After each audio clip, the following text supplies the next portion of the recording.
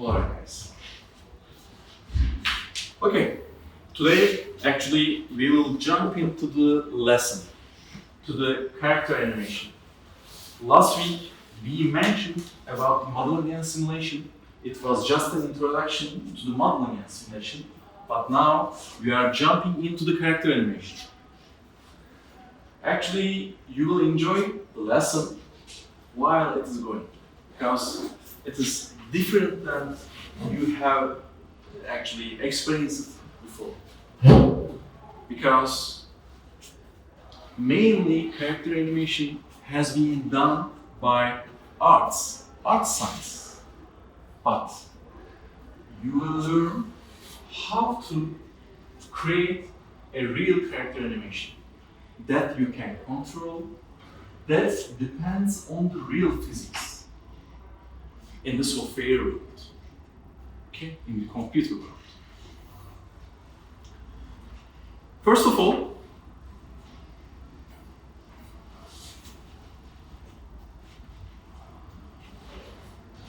when we look at the character animation, modeling, simulation, and control of human motion should actually be taught in your mind, okay?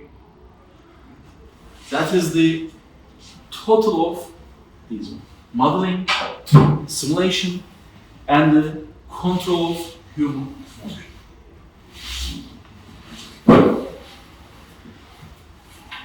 When we come to the character animation, actually it contains a complex engineering. When we look at the walking, it is the simplest thing that you are doing while you are living. You know, it is very easy, huh? Walking. Well, but when you try to model walking, it is the most complex modeling of the world. Okay. Because in human, there are more than 60 degrees of freedom motion control in a human while walking. Okay. What is character animation? First of all, it is computational motion generation. We are walking, but if we want any kind of, let's say, digital character to walk in the computer, you have to represent it in the software world. You have to model it as real as possible. We are walking like this. If you do not model your, let's say, character, it may walk like this.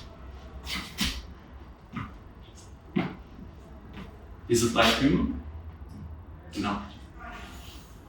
But you will learn how to model a character. Okay?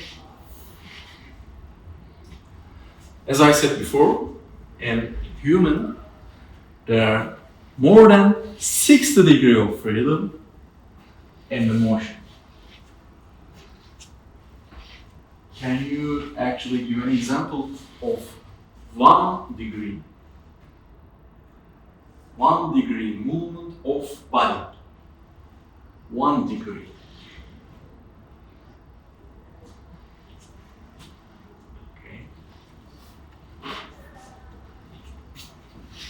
Let us look at my knee. That is 1 degree. And my degree. What do you actually mean by degree? Degree means the way that the motion occurs. Degree is the way that the motion occurs. Look at my knee. It can only move like this. Can I move my knee like this? Can I move my knee like this, twisting? No. You have only 1 degree of motion. Okay? Actually, we will dig into this issue in the upcoming presentation. For example, hand. 1 degree, second degree, and you may calculate it as third degree. Okay. Let's look at the palm. It has only 1 degree flexion. Okay. Can it move any different than this one? No. Okay. How much degree does our eyes have? Eyes. Yeah. Your eyes motion is circular, but you can actually assume it as 2 degree and upward and downward.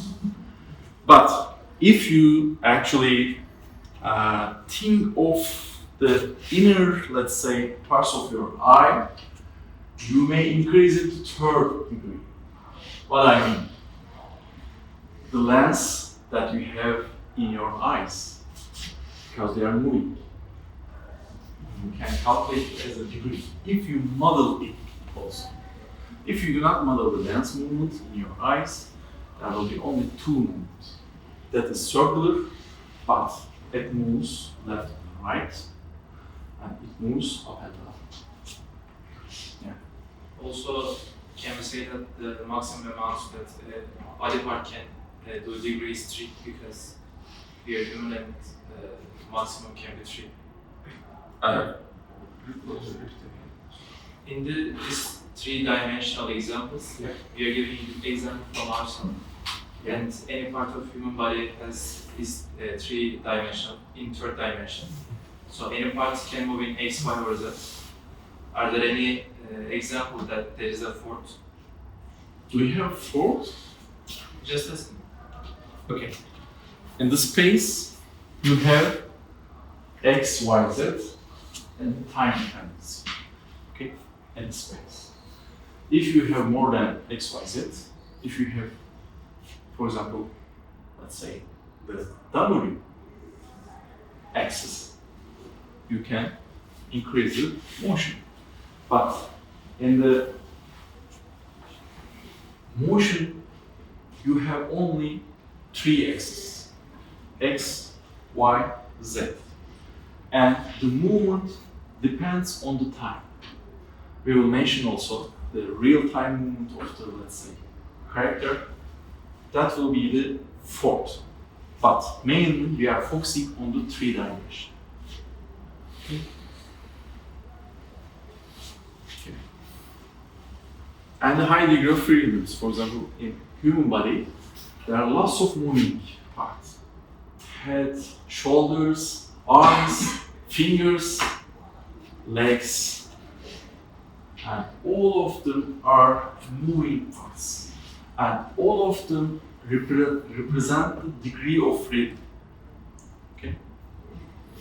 If you want to model a realistic human, you should reach more than 60 degrees of freedom.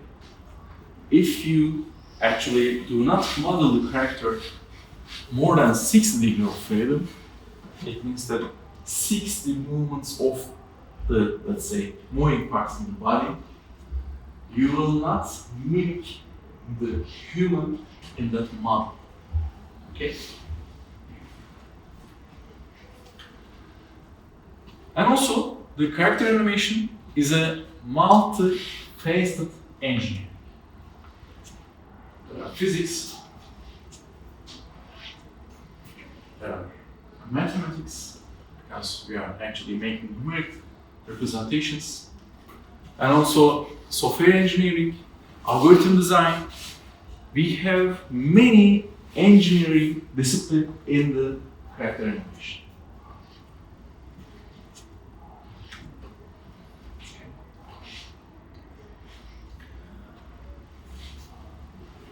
Why we are studying the character animation in the computer engineering? Because if you do not study, the arts will make the actually characters. which will be actually, which cannot be used in the software world.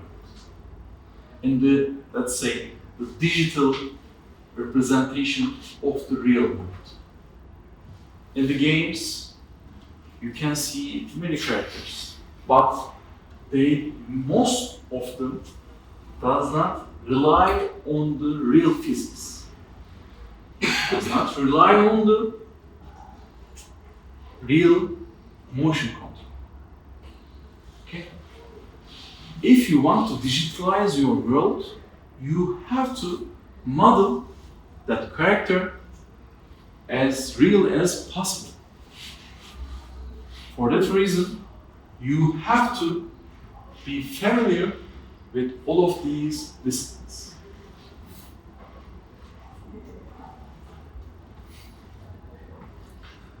In the gaming world, up until 2018, motions were only depending on the definition of the arts. What do I mean? For example, they only define the movement of the, let's say, character. But there is no introduction with that, let's say, model with the real environment or the digital environment. For example, if you are familiar with the old games, a character, for example, you are a football player in the, let's say, PlayStation.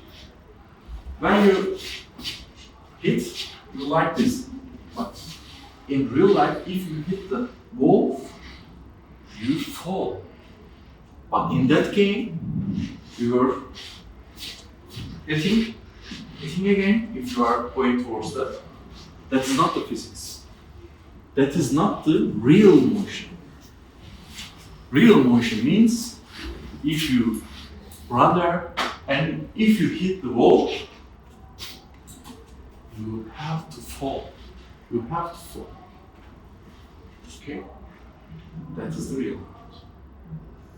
After 2020s, actually, it turned into life in some games, let's say, in GTA 5, GTA 6, and when a character hits any kind of, let's say, wall or building or a car, let's say, it damages.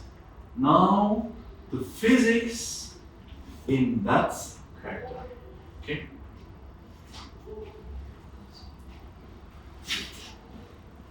And if you create a model, a proper model, actually it represents virtual environments. For example, if we have a good model and that model, if we want that model to walk in this classroom, if it has been modeled like a human, it will behave like you. Okay? That is the future. That is the future. You are using the AI. You are using ChatGPT, Cloudy, Grok. You are using all of these tools. But they do not know how to live in your environment. What do I mean? For example, does ChatGPT knows if it walks behind that wall that I will not see him? No. But we know. But if you create a model, a realistic model, which has an eye vision model inside of it, and if you say ChatGPT to control that model and walk in this classroom or walk in this building, when it goes behind that wall, it will experience that it cannot see you from there. That is the realization of the AI. And that will be the part of your life. That is why this lesson is important. Because we are using ChatGPT like a Google. But AI is not a Google. AI can mimic many of your, let's say, behaviors. But if you create a digital world for it. Okay?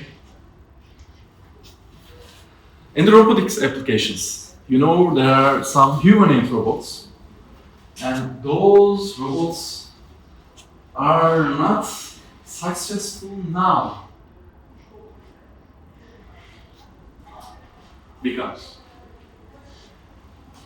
to make the robot to learn the house, it needs more than 13 years of, let's say, experience. 13 years of experience.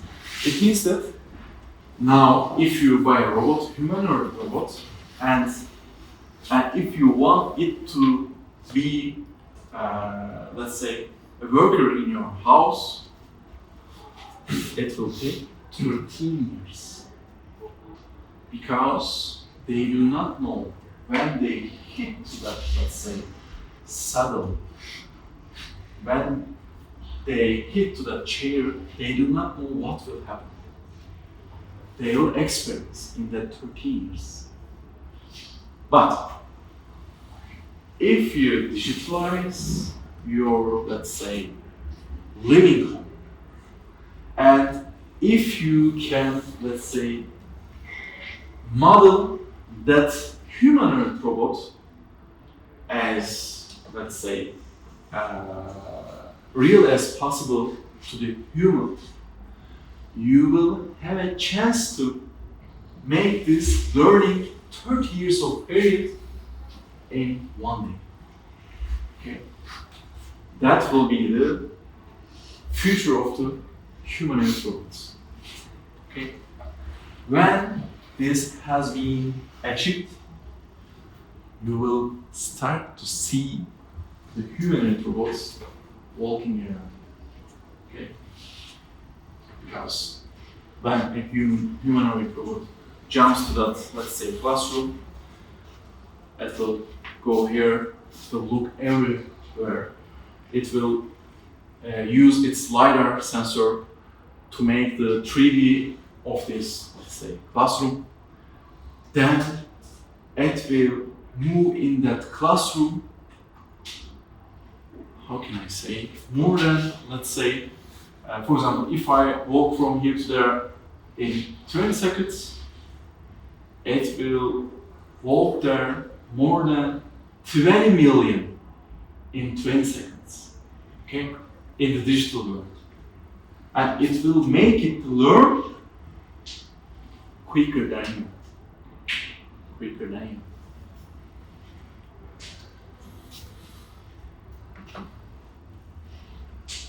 When we compare the traditional animation and the simulation environment, in the traditional animation, you can only design poses and interpolate between them to create movement. That is not the physics. That is not the motion. That is just the movement of that character. In the simulation world, you need physics. You need motion control. That is the difference. Okay? That is the difference between the animation and the simulation animation. Okay? When we look at the human as a digital, first of all, you have to model of all controllable rigid part of your body. Okay? You have to model all controllable rigid part of your body. Where are our rigid parts in our body, for example, head, can it move? Not neck, just head. No, cannot move. Can your head move like this? Great. For example, arm. This arm. This is the rigid. Does it move? Any kind of like this or this? No. But we have to model these the junctions of these rigid parts. Okay, we have to model. We have to model the figures movement. If you want to mimic a realistic human. When we come to the degrees of freedom, as I mentioned before, the movement of, let's say, your hand will be in 3 degrees. The movement of your knee will be 1 degree. The movement of your palm will be 1 degree.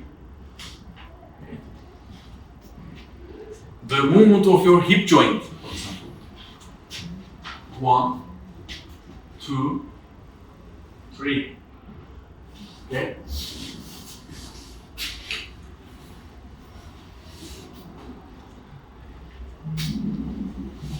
When we come to the complexity of human model, as I said before, if you want to model a realistic human, you have to reach the 60 degrees of freedom. How will we calculate that 60 degrees?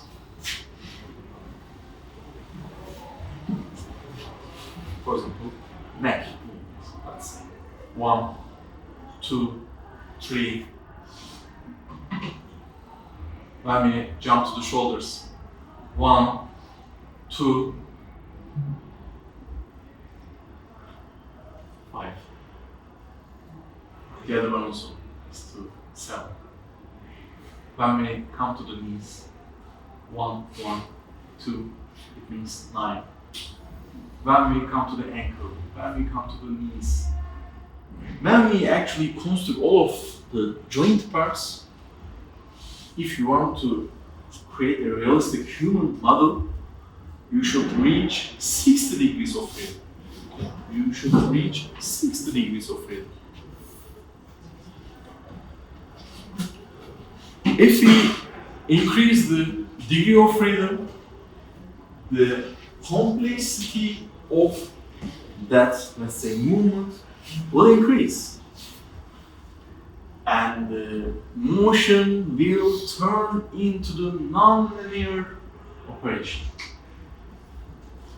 We will keep it as linear as possible, but in some, let's say, movements, it will turn into non-linear. Let me give you an example for this. For example, we are moving like this. When we move the head like this, it will be x-axis. Am I right? But if I move like this, and if I actually move my head like this, it will be z-axis. And you will turn your x-axis of your head movement to the z-axis. That is non-linear.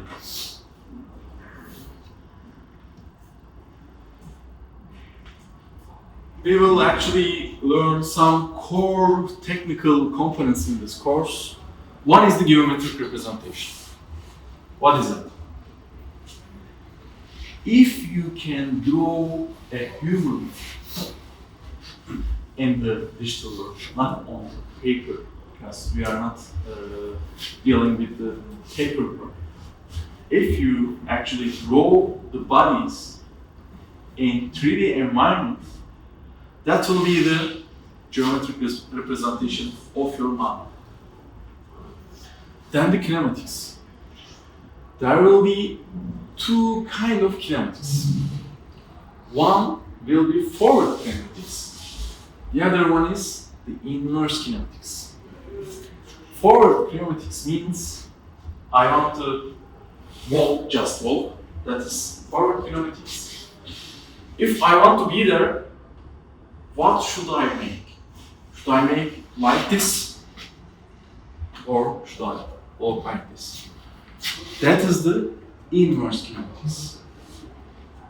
Forward kinematics means just want to walk, but there is no aiming point. For inverse kinematics, there is a target and you should go there with kinematics.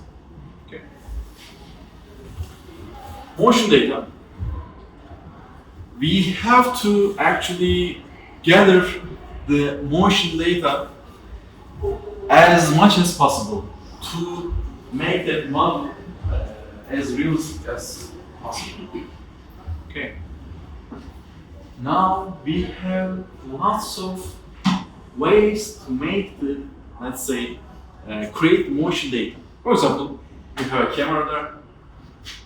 If you actually wear a black suit, and if you put, let's say, yellow marks for your joints, if you capture yourself, you will have digital data. That is the easiest way. You do not need to have complex cameras. Now, phones can make this protocol.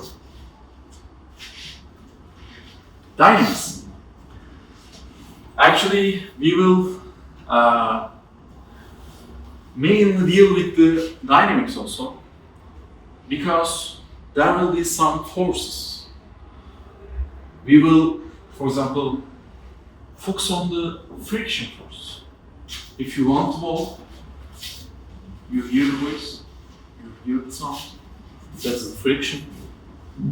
You have to represent that friction force. And center of mass, that is very important for modeling a character. If my center of mass is here, I cannot stay like this. I will be like this. Okay? If you define the center of mass of your character in the correct position, in the correct place, you can move your character in the correct way. Okay? That's very important. And also the control. Yes, we actually have built our character. We have created geometry, we have defined the forces, we have defined the motion, we have every kind of data. Now it is time to make this character move. If you want that character to move, you have to control all of its parts, all of its joint parts. Okay? You have to control. What do I mean? For example, if I want to walk, I have to control my hip. Can you be outside of the lesson? If you want to walk, you have to control your hip, you have to control your knee, you have to control your ankle, you have to control your tongue. Okay? For walking. And you need to give the right control, let's say, parameters to that movable part. Okay? Learning-based motion. It means that for example, we are capturing the motion. While we are capturing the motion, you can make that, let's say, model to learn from that data. That's reinforcement learning. That's today's technology that you can use in your houses. When we look at the engineering point of the character animation, you have to find the solution for the modeling problem. You have to find the solution for numerical problem, which, for example, represents the length of, for example, my foot, length of my, let's say, leg, length of my arms. Those are the numerical parameters, because length. And the real-time systems problem. Our aim is to adapt our model to the realistic digital world, to this environment. I can digitalize this classroom, as I said before, making ChatGPT as a guest in our classroom.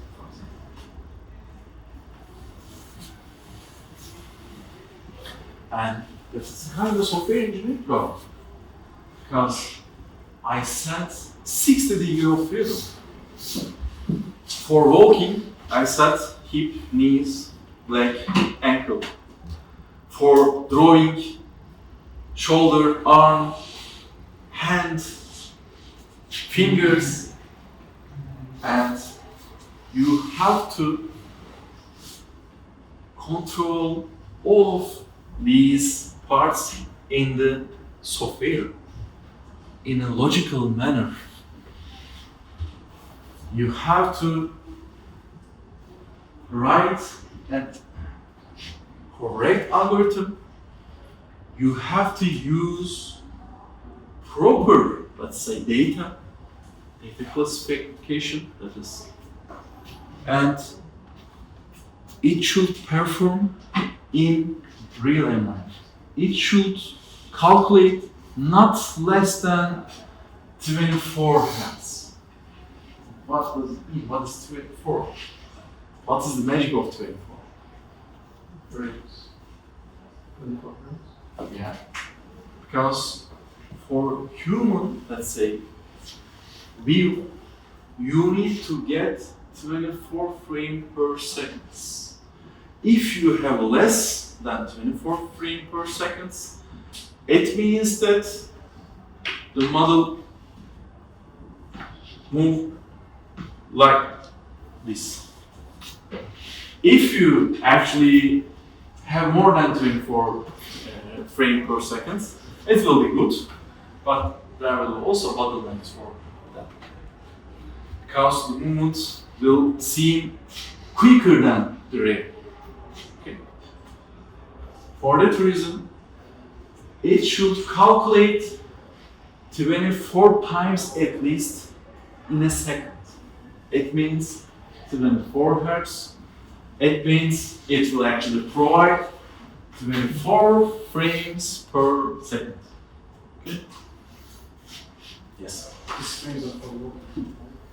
Not just walking, for any kind of human motion. If he's running, shouldn't wipe If you, for example, while running, if you increase the frame per second, for example, to 60s, you will not see the legs. There will be blur of in the, let's say, capture in the motion. But if you, for example, keep it less than 24 frames per second or 24 Hertz, it will run like this. You will not see some, let's say, views of that motion. You will miss some of them. So 24 is the soft place for all the motions. Yeah. If you keep it at least 24 frames per second, you will see the world live in this classroom. In the gaming world, you can see 100 frames per second, but that is not the reality. That is not realistic. Because if you increase that frame, you will, for example, I am walking like this, but if I increase my frame per second for 100, for example, you will only see like this, you will not see the details of my movement. In the gaming world, you cannot see the real, let's say, motion parts of the characters. You only see their fast movement. Only see their fast movements. Yeah? That is the realism. If you want to, they cannot, for example, keep the frame per second for the 24th because they do not have physics. They do not have 60 degrees of motion control behind that game. If there would be, you will not be able to, let's say, play that game in your computer. Because you will need a huge computation. Okay. Good. There are lots of questions in your mind, I see. You need some mathematical foundations.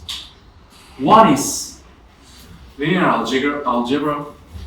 The other one is vector calculus applications that you learned in your previous class. Differential equations, numerical integration techniques, and control theory basis. You actually got those lessons in the first and the second year of software engineering. Okay, great. If you do not remember, go back to first class or second It's class. not a good idea. You barely passed them. Really? Barely passed them. Okay. Good. But you have to know these to make you learn the real motion of a human in a, let's say, software environment. You have to know these. Okay. What are the course expectations? One is to model articulated human systems. That's very important. If you can model a human, and if you have a model in your, let's say, GitHub, private GitHub, and if you share your GitHub private repo to, let's say, a game developer, let's say, company, they will look at your project and they will actually run your model in their environment, and they will see the reality of your model. Then they will call you. They will try to reach you. Hey guy, come to our company and work with us. You are doing this issue very well. We need this kind of people in our company. They will say this because they need this. They need this. With Unity and Unreal Engine, you can model a human, but you cannot define its physics. Okay? You define it as an object there, you define some movements there, but you do not know the back end of that model. Okay? But in this classroom, you will learn to code in C++. The other prerequisite is C++. Then you will have your own model. And you will learn to implement forward kinematics and inverse kinematics. You will learn to process motion capture data. You will have your mobile phone that capture yourself. You will model the movement, or you will model the facial mimics. It's also a model. We are using our mouth, tongue, eyes, cheek.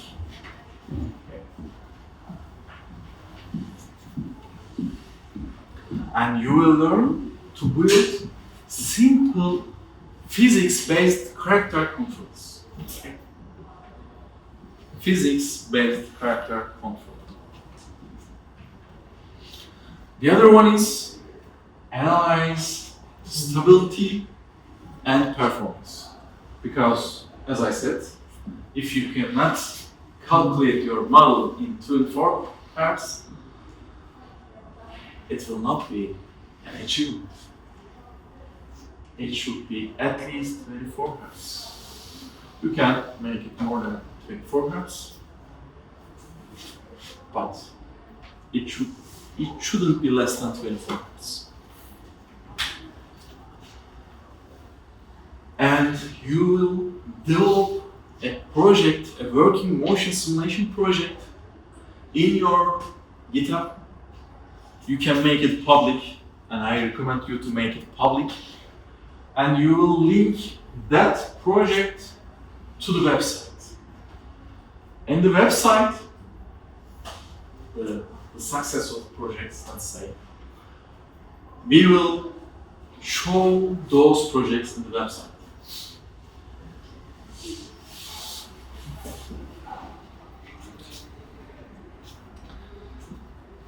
When we come to the exploration of the human walking, it seems very simple. We are walking more than 10,000 steps in a day. But if you want to model that walking, it is the hardest model that you can create in your life.